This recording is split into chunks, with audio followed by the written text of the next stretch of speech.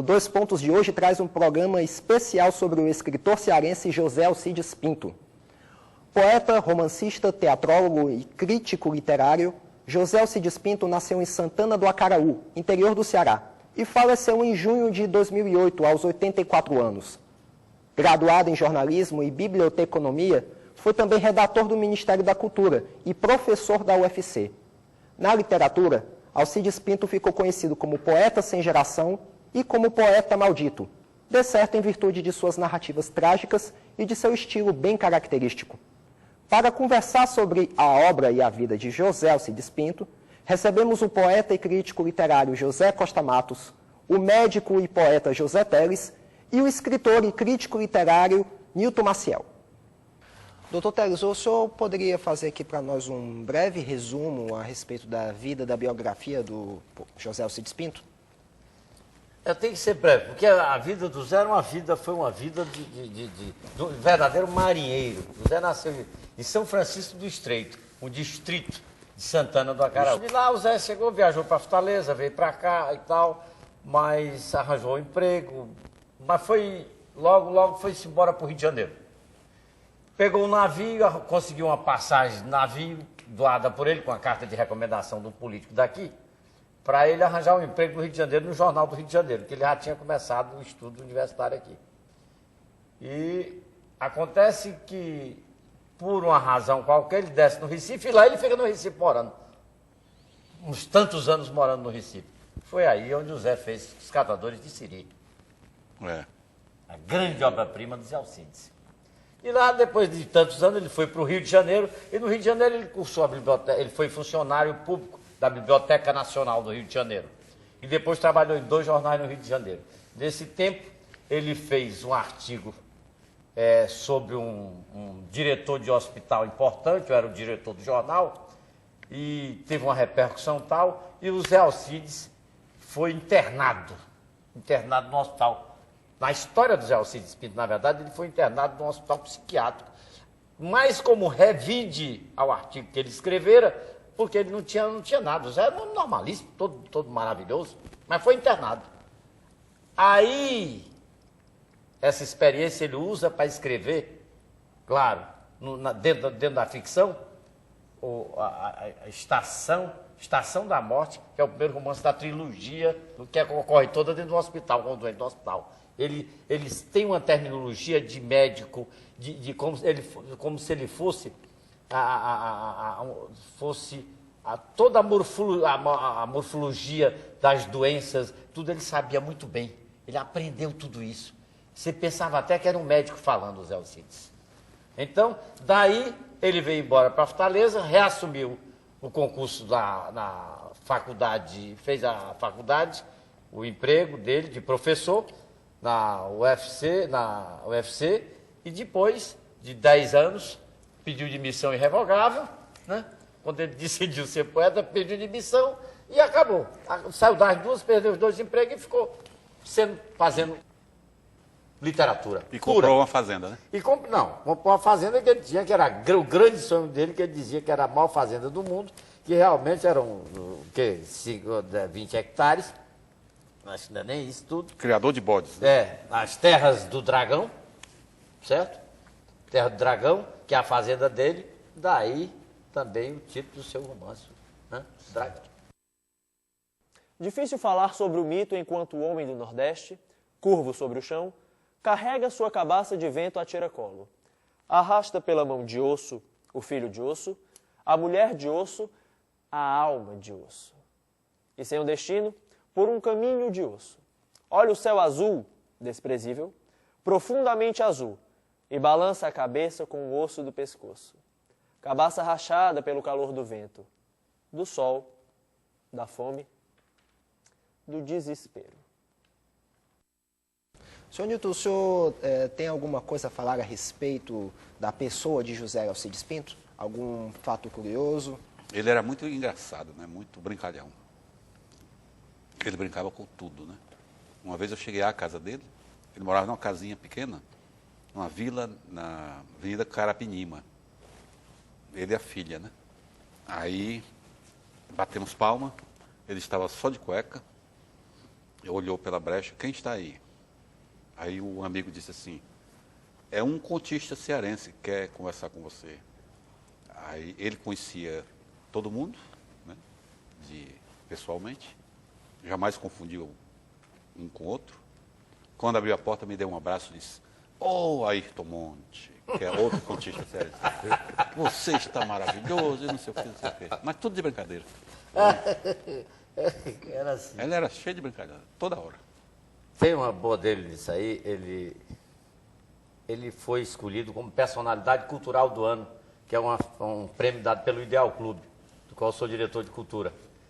E o presidente, e tem uma premiação em dinheiro. Tem uma premiação em dinheiro e foi dito para o Alcides que o prêmio era tantos mil reais. E só que não era um prêmio de 5 mil reais, era um prêmio de 3 mil reais. Mas ninguém disse. Um colega nosso na mesa disse, rapaz, faturou 5 mil, poeta. Aí o Alcides veio para a festa, um jantar solene, que se faz todo fim de ano. E, sinal, esse ano agora é dia 16 novamente, de dezembro. E quando chegou lá, para a entrega do cheque, nós entregamos um cheque de 3 mil reais ao Alcides. Aí ele recebeu e ficou assim, até que me chamou assim de lado da mesa e disse, me chamava poeta, poeta, me diga uma coisa, quem foi o fila da mãe que roubou meus 2 mil reais? Então, ele não estava acreditando que era só 3 mil reais, realmente, o prêmio que era 3 mil reais. E de outra feita, ele inventou de sortear um baú. Ele vendeu um baú, ele queria vender um baú que ele tinha, que dizia ele pertencia a Dom Pedro II. A família imperial. Olha, esse baú, eu fiz tudo, não deu certo. Mas nós conseguimos fazer uma rifa lá no Ideal, botamos o baú na rifa. Só que deu só 20 pontos. Nós apuramos ali o quê? 2 mil reais, a 100 reais o ponto. E não correu a rifa, porque ele queria que fosse 100. Aí tá, então não corre. Tá aí, Alcides. Mas ele não tirou da cabeça de vender o baú. E então disse, rapaz, eu vou vender esse baú para o Newton Freitas. Newton Freitas vai comprar esse baú. Quem é Newton Freitas? Newton Freitas é o Dono da Oboé. da Oboé, aliás, que é o mecenas, né, do Ceará, que presta um serviço, né, imenso à literatura cearense, né? Então, aí disseram, bom, aí o Tarcísio Tavares, que é quem toma conta dessa parte das coisas literárias do Grupo Oboé, me telefonou, Teles, que diabo é que eu faço? O Zé Alcides quer que o Nilton compre um baú. Para que o Nilton quer um baú, rapaz? Aí eu digo, rapaz, deu um jeito aí. O certo é que o Nilton mandou buscar o baú, mandou a importância para o Zé, certo? E o baú ficou vendido realmente. Mas ele era desse jeito. Quando ele botava a cor na cabeça, pronto. Senhor Costa Matos, o senhor poderia falar um pouco a respeito do costume do senhor José Alcides Pinto em usar hábito franciscano? Isso não tem uma explicação porque foi uma decisão muito pessoal dele. Ele achou relacionada com a integralidade da sua conversão religiosa, usar um hábito, sair de toda a lógica humana, essa lógica em que tudo é dinheiro. A lógica do capitalismo, tudo é dinheiro, dinheiro e mais dinheiro. Ele queria se dar um testemunho de que era uma pessoa que estava fora dessa lógica. E então, uma das maneiras de demonstrar que não andava atrás de glória, nem de fama, nem de dinheiro, ele passou a usar o hábito dos mais humildes de todos os religiosos, que são os franciscanos menores. Os loucos dormem mansos como feras. Gordas moscas levitam exercitando seus podres bandolins. Estou pobre, meu Deus. Pobre e ulceroso como Lázaro. Mas todo o meu contentamento vem da morte. Mesmo de beijar-te o coração, a boca sanguínea, os olhos que não cessam de chorar, as mãos, o dorso.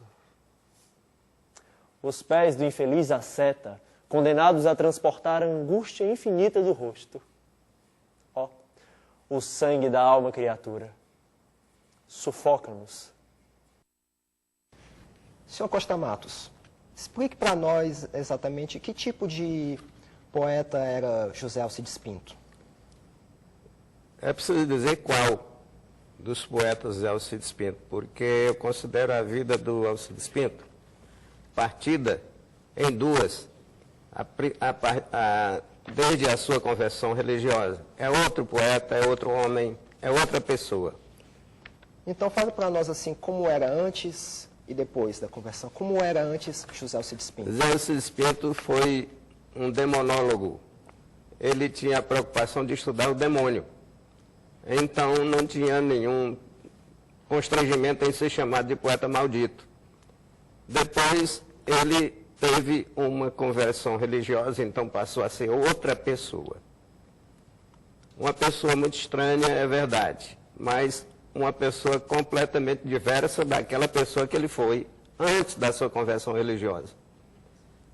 Eu sou da Academia Cearense de Letras e, por causa disso, muita gente me pergunta por que José Alcides Pinto não pertenceu à Academia Cearense de Letras. Porque não quis. Ele poderia perfeitamente ter se candidatado à Academia Cearense de Letras e a eleição seria seguríssima. No entanto, ele nunca se interessou por isso. A Academia não pode tornar alguém candidato. Cada um tem que se inscrever. E ninguém podia, portanto, fazer a inscrição do José Alcides Pinto. O desejo de que a Academia contasse com ele estava em todos os acadêmicos. No entanto, só ele poderia formalizar uma inscrição para pertencer à Academia Cearense de Letras. Mas, Costa Matos, a Academia prestou uma das homenagens mais bonitas, em ele não sendo acadêmico, no dia da sua morte, quando ele foi velado lá na sala principal da Academia Cearense de Letras, que para nós, para gáudio nosso, que foi eu que fiz pedi permissão aos acadêmicos e ao presidente, sobretudo, e tive uma receptividade bonita e fiquei até realmente bem agradecido em nome do Alcides Pinto e da família. Eu não quero dizer que a Academia recebeu aquilo como uma homenagem, porque foi um velório. No entanto, a Academia encontrou ali uma oportunidade de fazer alguma coisa pelo escritor José Alcides Pinto, pelo homem José Alcides Pinto. Que esse foi mais conhecido lá na Academia do que o escritor José Alcides Pinto. Porque ele contava todas as suas necessidades espirituais. Ele percebeu que grandes escritores do mundo, como o Arnold Toynbee, o grande escritor Arnold Toynbee, que disse que num trato histórico de 70 mil anos, ele estudou 21 civilizações. Nessas 21 civilizações, a atividade mais importante das pessoas humanas era o sagrado. Ele foi alcançado por essa influência do Arnold Toynbee. Mircea Eliade, que é um grande antropólogo romeno, também afirmou que era o sagrado a atividade mais importante das pessoas humanas. E Pier Paolo Paolini, que era cineasta, também dizia que era o sagrado, a atividade mais importante das pessoas humanas. Meu paletó pende do cabide. Ó. Vesti-lo para caminhar, que é doloroso vê-lo assim como um fantasma me espera. Lá fora, cai um crepúsculo ardente, e os pássaros estendem suas línguas sobre as nuvens sanguíneas. Estão nus, depenados, mas bebem com furor o sangue do ocaso. As flores sobre a mesa crescem no silêncio amarelo do jarro. E estamos sempre dispostos a esperar que as coisas aconteçam como um enterro. Vamos para um rápido intervalo e voltamos logo com muito mais sobre o poeta Alcides Pinto. Não saia daí.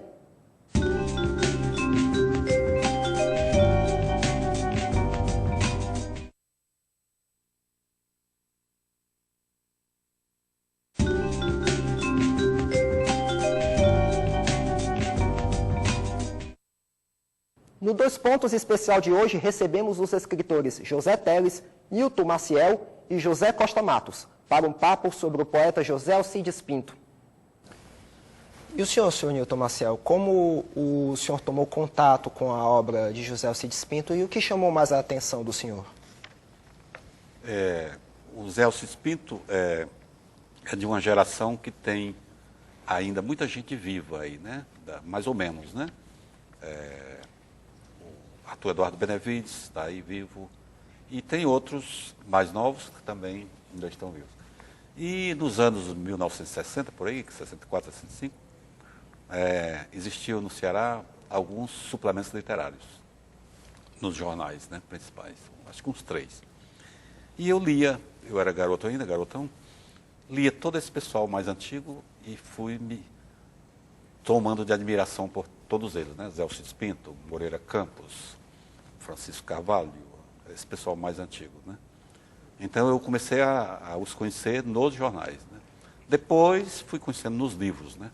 Não nos livros didáticos, porque nunca se publicou no Ceará nada nos livros didáticos do antigo ginasial, autores do Ceará, né? E depois fui conhecendo de livros, né? Que eu ia ganhando deles, né? Então minha admiração por ele sempre foi desde o início muito grande, pela poesia ou pelo verso, né? E pela prosa de ficção também. Muito que eu cheguei a escrever até um artigo sobre os contos dele, né? E como é que era esse artigo, assim, o que o senhor abordou nessa Vai parte? estar num livro que vai ser lançado recentemente, daqui a pouco, Contistas do Ceará. Eu analiso cada um dos grandes contistas do Ceará, do século XIX até hoje. E o Zé Alcides Pinto está, a meu ver, entre esses grandes, né? E de alguns há contos também, né? De alguns, não de todos, porque senão o livro ia ficar com 1000 páginas. Né? Agora o senhor poderia explicar para nós o que fez José Alcides Pinto ser chamado também de poeta sem geração, né? Isso seria mais fácil explicar ou de entender? Eu posso falar alguma coisa, mas o Costa Matos é o mais indicado. Eu acho que poeta sem geração, talvez porque ele participou de um grupo concretista aqui no Ceará, não participou da geração de 45, que é outro grupo, outra denominação que se dava, né? Que se deu depois do modernismo, e ficou sem geração, talvez por isso, não sei. Mas o Costa Matos, que é conhecedor profundo desse assunto e dele, deve ter uma explicação melhor, viu? Sem nenhuma dúvida. Ele, como eu afirmei há pouco, ele procurou estudar o demônio, um demonologista. Fez estudos profundos sobre a demonologia, o estudo do demônio. Então, eu acho que estava muito próximo desse apelido de poeta maldito. Mas o Alcides Pinto, posterior à sua conversão, não pode mais ser chamado um poeta maldito, porque é um poeta cristão. Tanto que passou a usar o hábito de São Francisco. É uma transformação extraordinária. Um homem, para chegar a esse tipo de conversão, é preciso, na verdade, ter vivido uma experiência espiritual muito profunda, muito ampla. Foi outro homem depois dessa conversão. Mas eu acredito que ele não gostava mais de ser chamado de poeta maldito, não. Ele gostou a princípio, quando estudava o demônio. É talvez dos maiores demonologistas que nós tivemos aqui na literatura brasileira até. Chove. E enquanto chove, eu morto caminho. Caminho na chuva. Caminho na chuva, eu morto, eu proscrito. Eu sou a chuva e o morto. E enquanto chove, a música e o vento seguem-me o préstito. Alguém mais me segue nesse itinerário tristonho? Serão acaso as amadas defuntas de meu triste sonho? Posso pegar uma carona dentro disso aí. Eu acho que a gente, para estudar o poeta Zé Alcides Pinto, o poeta de uma maneira geral, mas o Zé Alcides Pinto, a gente tem que ver dentro do o ficcionista e o poeta. Com o poeta Alcides Pinto, se você fizer análise do intertício de sua poesia, você vai ver o seguinte, que ele é esse poeta antagônico à procura de alguma coisa que ele ainda não encontrou.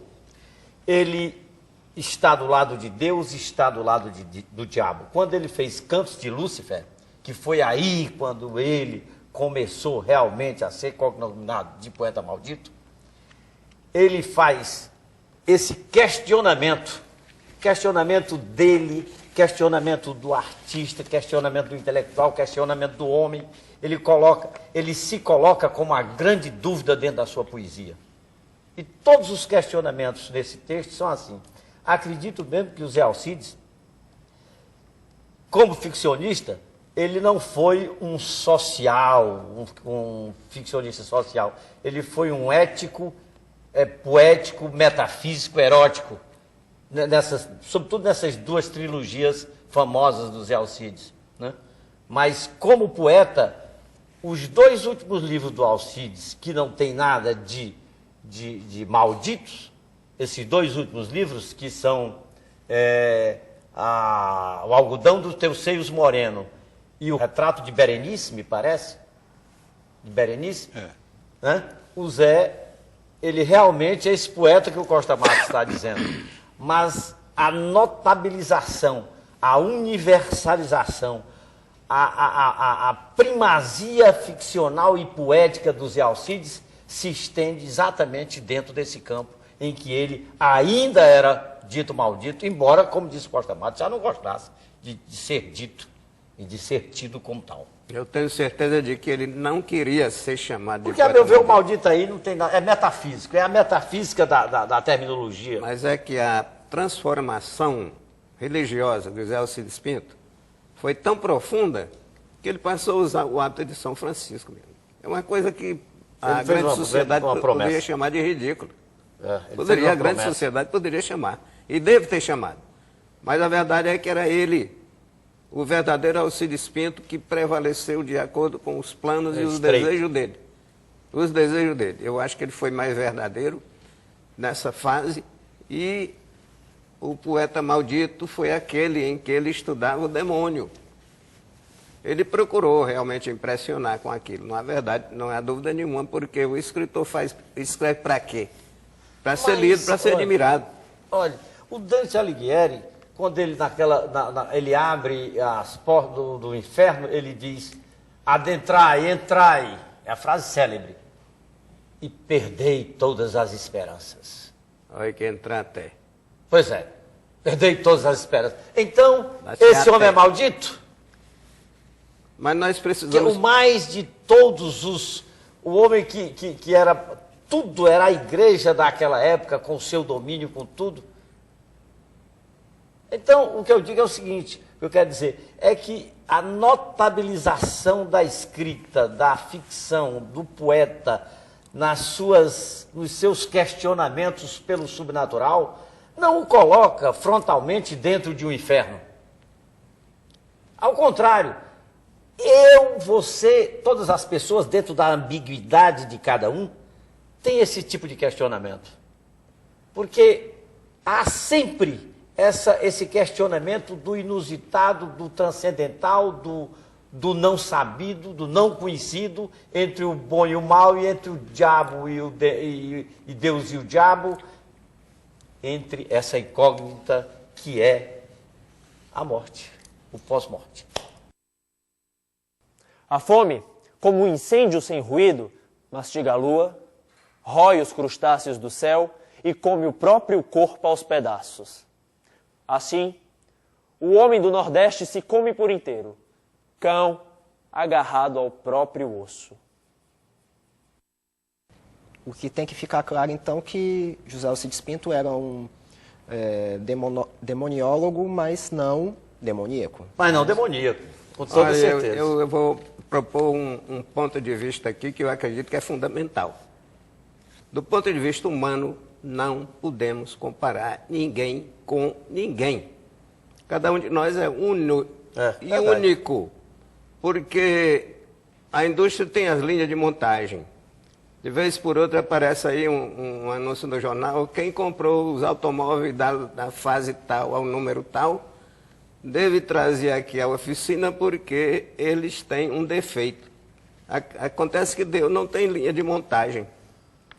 Não fabricou pessoas humanas em série. A indústria humana tem série, aparelhos seriados. Mas Deus não criou ninguém igual a ninguém. Não tem linha de montagem. Mas criou todos com defeito, né? Hã? Criou todos com defeito, né? Com defeito porque Mas pode é uma partir busca. dessa mística aí não, porque senão fica... Não. A poesia até se perde o seu encantamento. Pode dentro perder.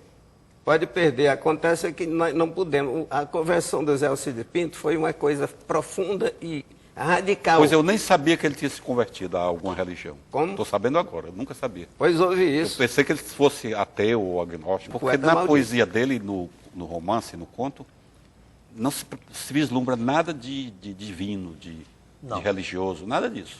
Senhor Costa Matos, como era José Alcides Pinto na prosa? O que o senhor poderia chamar a atenção a respeito? A obra é um polígrafo. O Alcides Pinto escreveu sobre muitos temas, muitos gêneros literários, de modo que é impossível sintetizar isso. Eu queria falar aqui sobre um livro dele, de que pouca gente fala, Política da Arte. É prosa. Nesse livro Dois ele volumes. diz... Hã? 2 volumes. Nesse livro ele diz que os maiores poetas do Brasil estão no Ceará. Política da Arte. É um livro de prosa de Zé Alcides Pinto. Ele fez novela também, né? Ele fez tudo, ele era um polígrafo. Mas eu acho que o melhor dele está no romance. É a minha opinião. O conto eu acho que já é um gênero que ele não cultivou muito, embora também seja um bom contista, como é um grande poeta. Mas no romance, nas 2 trilogias principalmente, eu acho que ele A criatividade... ultrapassou muita gente. A criatividade do Zé Alcides, nessa última trilogia dele, no romance O Enigma, O Sonho e Na Estação da Morte, é tão impressionante. Há uma passagem que o Zé Alcides, ele faz um projeto, o personagem faz um projeto para enganar a morte. Um projeto matemático, com dízimas, um cálculo perfeito que leva o ledor inconscientemente a concluir que ele vai enganar a morte. Que ele não vai morrer, que o personagem vai dar uma enganada na morte. Agora, é impressionante como ele leva a gente a concluir isso. A maneira exatamente inteligente, criativa, nova, como ele põe no romance. É isso. Os três romances sempre tem a história de um personagem doente num hospital, né? Um hospital. E chama a atenção também a profundidade de conhecimento médico do Zé Alcides Pinto. Ele, em verdade, ele tinha um certo grau de hipocondria, o Zé Alcides. Quem conviveu com ele sabia que ele gostava de tomar os remédios, tomar remédio por conta dele. Ele era meio hipocondríaco. Mas, coisa que nunca o prejudicou. Mas ele gostava de tomar um remédio. Certa feita, o doutor tinha prescrito já um medicamento para ele, eu acompanhava muito isso nele, e ele dizia, aí ele disse, eu estou com as coceiras no corpo e tal, e tal. Era uma alergia que ele estava do remédio que ele estava tomando por conta disso. Depois nós levamos ao dermatologista, ao especialista, e concluiu isso. Então, mas por conta disso, no romance do Alcides, a gente percebe como ele tinha intimidade com termos médicos. No silêncio do meu quarto, silêncio em que vagueio, medito. Que vale a vida? A vida que está no meio? Ou do meio para o fim, a vida que não está? Eu me volto e pergunto a mim, onde esta vida andará? Vamos para um breve intervalo e voltamos já com mais sobre Alcides Pinto.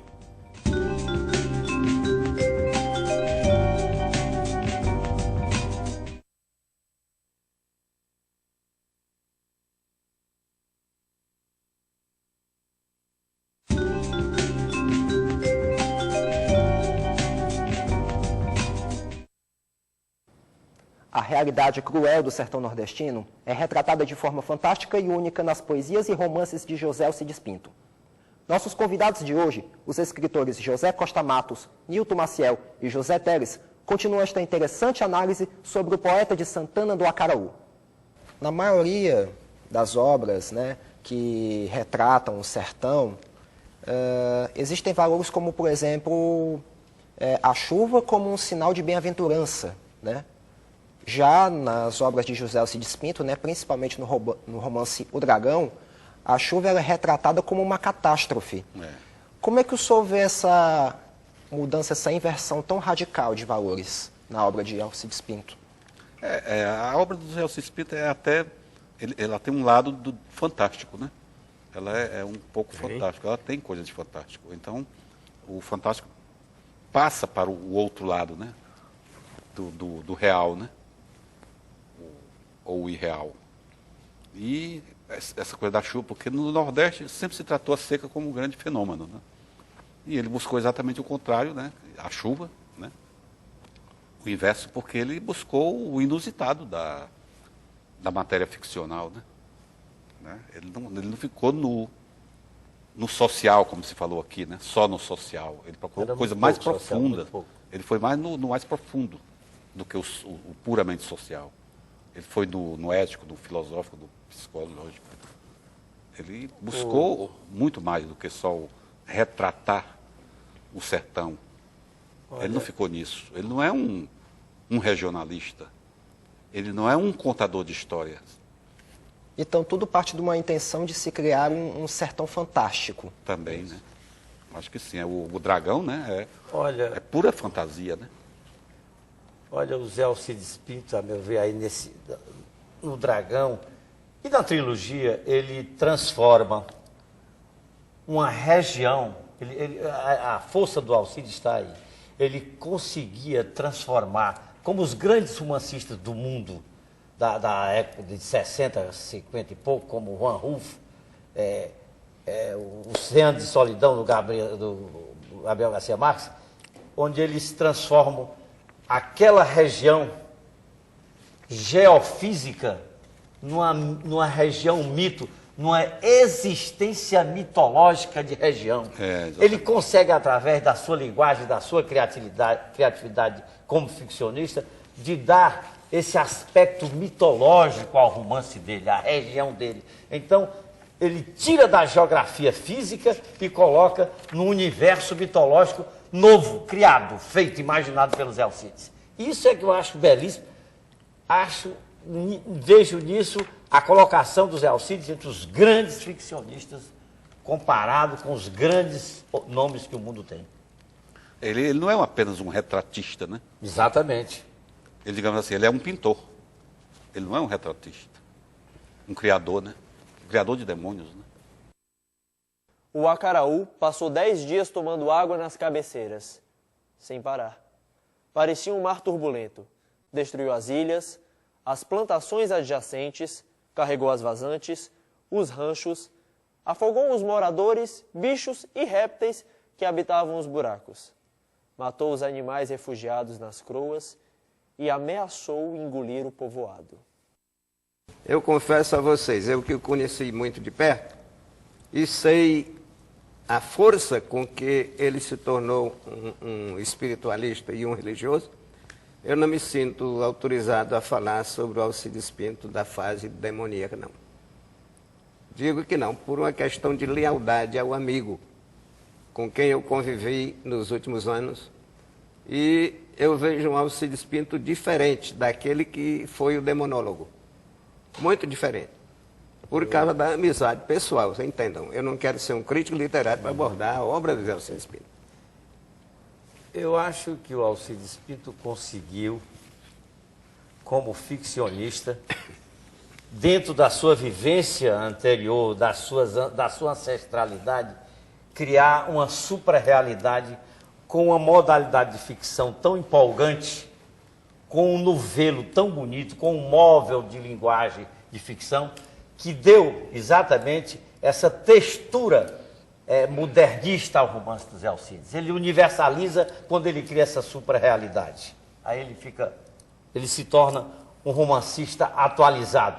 O senhor explicou que da dificuldade do senhor como amigo de analisar a obra de José Alcides Pinto, mas e todo o resto da crítica especializada, como recebia as obras do José Alcides Pinto? Eu acredito que a crítica que for fazer um estudo da totalidade da obra de José Alcides Pinto vai encontrar dificuldades enormes para conciliar aspectos da sua literatura com outros aspectos da sua literatura.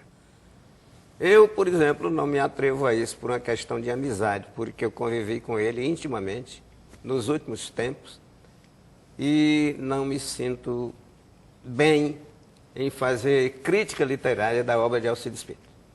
Então, esse olhar da crítica, de crítica especializada, crítica É possível, literária. a crítica literária pode ser feita da obra integral do José Alcides Pinto. Pode. Mas ainda está para ser feita, ainda, né? Está porque é uma vastidão de obra muito grande e as disparidades estéticas também são. Venho da casa de minha namorada. Ela tem 13 anos e eu, 45. Não obstante, ela diz, a idade não importa. O tempo, como uma bola de vento, se desfaz como um sopro. Eu gostaria que ela dissesse isso, mas sou eu que o digo. 13 anos, meu Deus. Ela não percebe a profundidade do abismo, onde a águia faz seu voo e o abutre choca sua ninhada fedorenta. Mas o amor? Não, o amor não foi feito para a felicidade do coração humano, nem da alma, mas para a saúde do corpo. O corpo, esse animal de muito sangue nas artérias, muito desejo na carne, no centro dos ossos e nos nervos. José Alcides tem quase 50 livros publicados. Mas tem um... Aliás, o Newton aqui, que entende de crítica literária, o último livro que saiu de crítica literária sobre a obra do Alcides Pinto, aliás, falando sobre a maldição da obra de Alcides Pinto, foi da professora da USP, da Nelly Novaes, um livro belíssimo, onde faz uma análise do Alcides demoníaco desde o começo do Dragão, aliás, desde o Acaraú, quando ele lançou, que é o começo, é a fase laminar e liminar, o limiar do dragão, da trilogia, certo? Perfil de um rio, aquilo ali, quando ele começa. É. E vai dali, ela sai e faz... Biografia de um rio, né? Não? É, Biografia de um Rio. Acaraú, Biografia de um Rio. Ela faz uma exegese na sua dimensão mais ampla da primeira trilogia e termina, analisa toda a ficção do poeta nas duas trilogias e analisa seu aspecto de poeta. O poeta Alcides nos seus 3 livros maiores de poesia. Então, quando ela termina o livro com a análise do Enigma Estação da Morte, o Enigma é o Sonho, que forma a última trilogia premiada do Alcides Pinto, onde ela... Premiada na Academia Brasileira, Premiada né? na Brasileira de Letras, logo no dia da sua morte. Isso é até uma das coisas que eu sempre lamento isso, porque como é que um poeta cearense, um ficcionista cearense, recebe um prêmio da Academia Brasileira de Letras e fica por isso. Ninguém sabe. É preciso, o Zé Alcides, precisa ser dado ao Zé Alcides a dimensão literária que o Alcides precisa e tem realmente. Porque, só para você ter uma ideia, que um prêmio desse, depois, um romance que foi feito, um em 1968 e os outros 2 em 1974, os dois, o Enigma e o Sonho, foram os 2 romances para fazer a trilogia, e premiado agora. Reconhecido no sul do país, no Sul Maravilha, como a melhor obra no país no gênero ficção. Então, isso é para dizer para nós, para o Ceará, que ele tem um grande escritor, um grande romancista e não está sabendo como explorá-lo devidamente. Valorizar na sua dimensão máxima que o Alcides precisa ter. Quanto ao senhor Newton, o senhor ainda acha que ainda há algo mais a ser feito, ainda deveria se dar mais atenção à obra, ao escritor José Alcides Pinto? Enfim. Claro, eu acho que ele teve algum reconhecimento aqui e fora, né? Mas, como o Zé Teles falou, ele merece muito mais, porque ele é um grande escritor. Então Sem está dúvida. faltando. Esta homenagem que está sendo feita aqui pela TV Unifor é mais uma homenagem, é mais um registro, né? E ele merece mais. Ele tem alguns livros de escritores cearenses críticos, né? Pardal. O Pardal fez um Pardal trabalho fez um bonito bom também, trabalho. exatamente. É preciso observar uma coisa interessante, que é um comportamento dos nossos escritores na quase totalidade. A inveja se tornou habitual. Então, uma das formas de invejar é É silenciar. silenciar. É esse silêncio aí, é inveja. Muitas vezes é inveja. Porque a inveja entre escritores no Brasil, principalmente entre o Sul e o Nordeste, se tornou habitual. Aqui houve, a literatura do Sul se tornou um feudo. E o Zé Lins do Rego foi combatido porque escrevia sobre a cana-de-açúcar. Ele ficou com medo da crítica, Zé Lins do Rego. Deixou de escrever sobre os engenhos de açúcar aqui do Nordeste. Os romances dele caíram de prestígio literário. Manuel Bandeira chamou e disse: vem cá, tu és um motor movido a cana-de-açúcar, a caldo de cana. Volta a escrever teus romances de acordo com a tua vocação para falar sobre o engenho de cana, de moer para fazer rapadura. Volta a escrever sobre isso. A literatura dele tinha decaído já, quando ele passou a escrever sobre outros temas. Ele voltou a escrever sobre aquele tema que ele conhecia e escreveu ainda 2 grandes romances sobre a cana-de-açúcar, mas porque o Manuel Bandeira chamou e o advertiu: você é um motor movido a caldo de cana. Por isso é que eu digo que a trilogia do Zé é uma trilogia que ser premiado, né? Lá dentro. É inveja, Isso inveja, é muito inveja, bom, isso é inveja, inveja. fantástico. Videia em latim, que eu gosto muito da palavra latina. Mas aqui tem isso, a inveja é silêncio. Uma das formas muito de bem invejar, definido pelo Costa uma Marques. das formas de invejar É é silenciar. silenciar. Apagar o escritor pelo silêncio. Certo. Senhor Costa Matos, o Alcides Pinto, mesmo sendo, de certo modo, um escritor até bem produtivo, né? A gente sabe que ele levou uma vida bem simples, né? Enfim, eu gostaria de saber, ele era assim mesmo uma pessoa muito desapegada, Era. sem grandes ambições? Era tanto que, como eu afirmei no início da minha conversa, qual é o escritor que não pretende entrar na Academia Cearense de Letras? A Academia Cearense de Letras dá status, dá. 11 instituições culturais, academias aqui do Ceará fazem as suas reuniões na Academia Cearense de Letras, porque não tem sede. A academia abre as portas para que essas instituições façam as suas reuniões lá. É, portanto, uma instituição que promove, que dá status. E o Zé Alcides Pinto não foi tentado por isso. Ele não quis, nunca falou em ser candidato à Academia Cearense de Letras. Nós, lá da academia, sempre nós, puxa, o que a gente faz para trazer o Zé Alcides Pinto para cá? E não se fala nisto. Ele não tem nenhuma pretensão de ser acadêmico. Olha, só um adendo sobre esse aspecto. O Zé Alcides Pinto é um dos escritores cearenses que mais produziram. Ele tem quase 50 obras publicadas. E vou lhe dizer mais, o Alcides Pinto teve a coragem de fazer a grande opção da vida dele, porque ele era um homem que nasceu para escrever. Ele se achava, ele se dizia o completo escritor. Então ele fez a opção. E por esta opção ele teve que pagar um preço muito alto. E o preço alto economicamente que a sociedade fez com que ele pagasse, não tirou nada do mérito nem do caráter do Zé. Ao contrário, a pobreza do Zé Alcides o enobrecia mais ainda. Fazia dele exatamente um homem de uma hombridade invejável e de uma coragem que só os homens têm. Dr. Teles, na sua opinião, então, qual seria o maior legado deixado pelo poeta José Alcides Pinto, né? O que é que a gente pode dizer que mudou a partir dele e o que é que vai ficar dele para a literatura cearense? Olha, eu vou lhe dizer uma coisa com toda certeza, com toda firmeza também. O Zé Alcides era o consultor dos doutores novos dessa terra, dos escritores novos dessa terra.